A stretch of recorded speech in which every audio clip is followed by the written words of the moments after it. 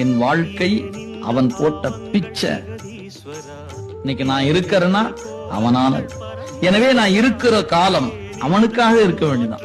என் வாழ்க்கை அவன் கொடுத்ததுன்னா நான் அவனுக்காக இருக்க வேண்டாமா என்ன?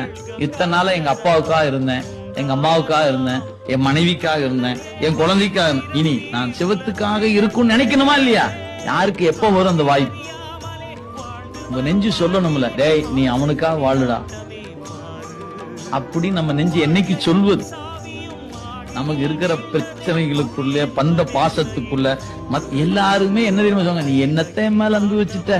எல்லாரும் நம்ம கேட்டு அப்படிதான் கேள்வி, உன் அன்பு என்னன்னு எனக்கு தெரியாதா? இவங்களுக்கு ஃபுல் பண்ணவே நம்ம வாழ்க்கை என்ன ஃபுல் ஆக மாட்டேங்குது.